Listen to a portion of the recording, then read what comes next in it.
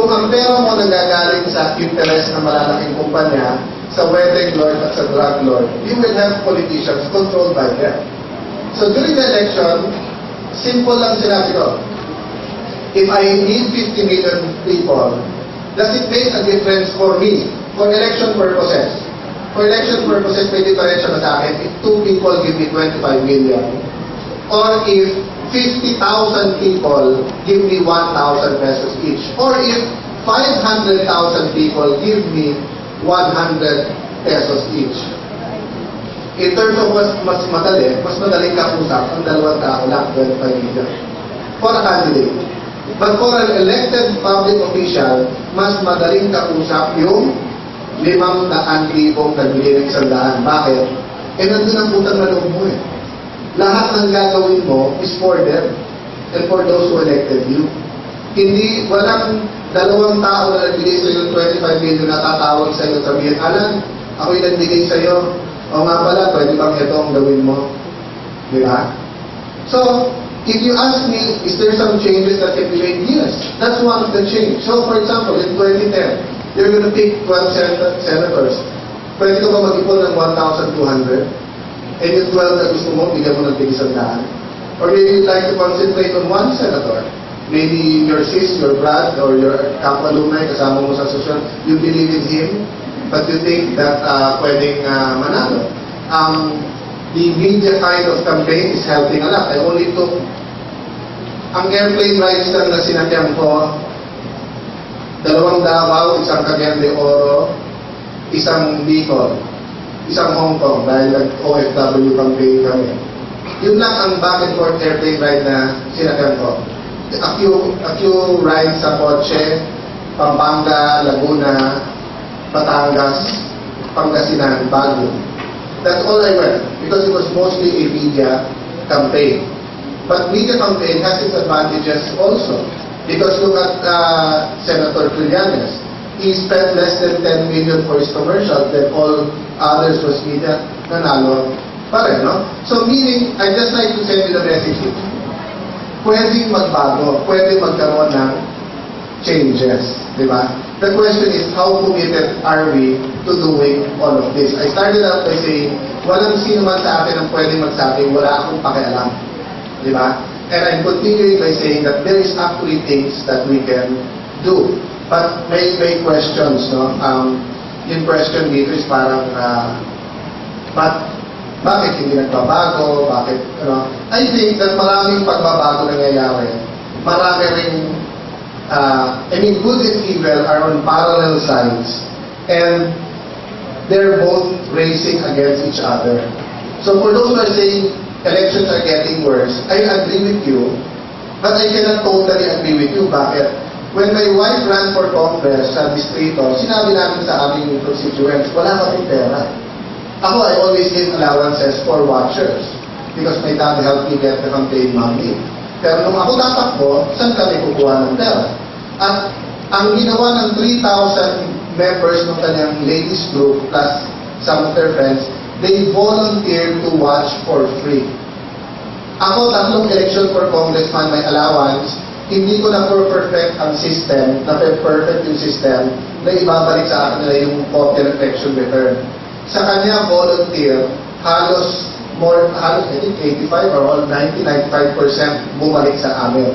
So how can I say it's getting worse when we have a small miracle like that happening in our district? So there's good and bad happening, but it's really a confusing time. Kasi for example, if you're a good person but you're in the admin right now, let's say if you look at the admin as not being good, would you rather have more good people in the admin or would you have less? So iba-iba eh, kasi nung panahon ni Marcos or even panahon ni Erap, di ba? Inisa-isa talaga nila lahat, and Mike was a prime mover there. He was one of them who convinced me to abandon the administration. Kasi ang strategy doon, tanggalin lahat ng mabubuting tao para mag-collapse at mapalitan. Di ba? Pero ngayon, na mukhang hindi ganun kadaling palitan yung admin, question, would we promote more good people there? Or do you still follow the strategy, everyone good? Kasi unfair naman sabihin na lahat ng admin masama. Di ba?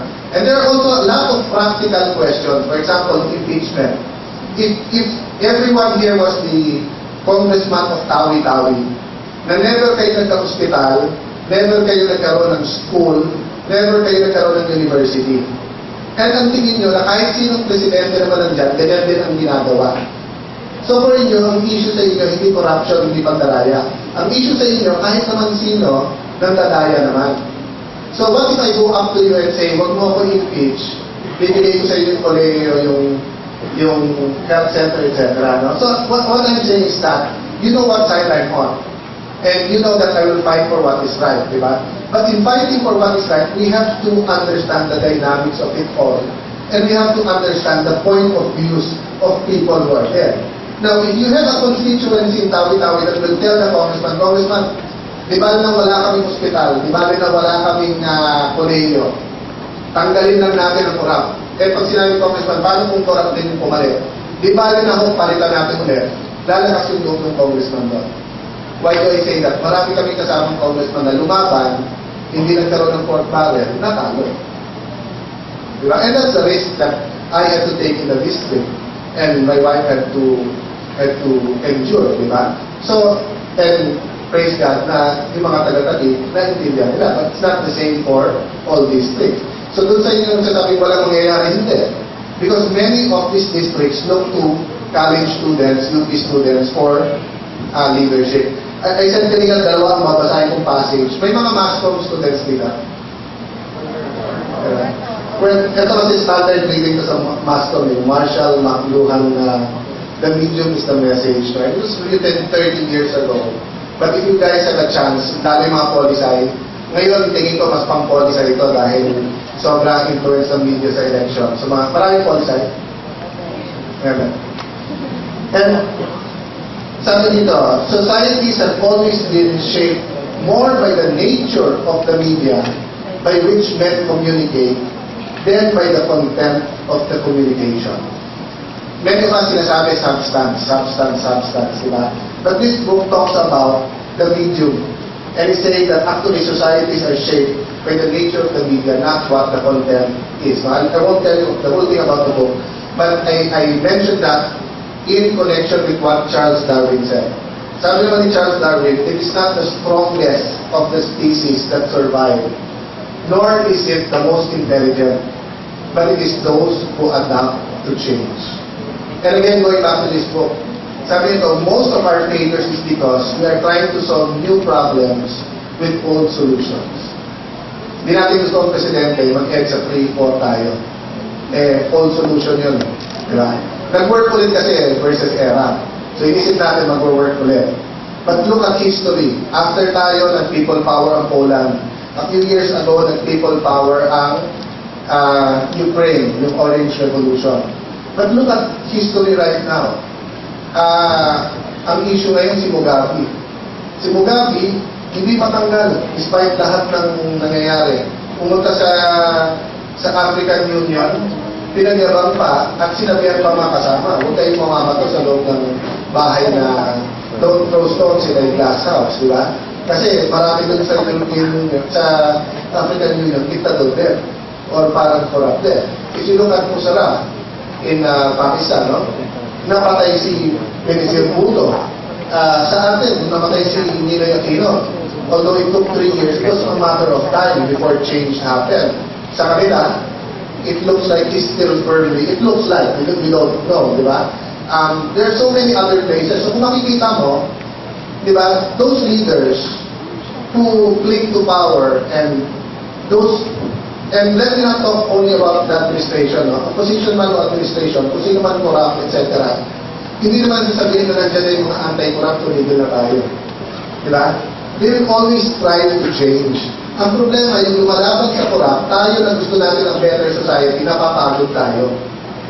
Pero yung kumikita sa corruption, hindi napapagod yan. Halimbawa, ako corrupt ako sa bigas. Napagbawal ang pag-import ng bigas. Hindi naman ako magiging malinis eh. Maghahanap ako, ano ngayon pwede ko i-corrupt? Ay, oil. Pwede ko naman i-smuggle ang oil. Oh. Tinanggal ang VAT sa oil. Wala nang tax sa oil. So, hindi na ako pwedeng ma-corrupt sa taxes ng oil. Hindi naman ako titigil eh. Pasok naman ako sa infra. Ang mga corrupt, walang kapaguran yan.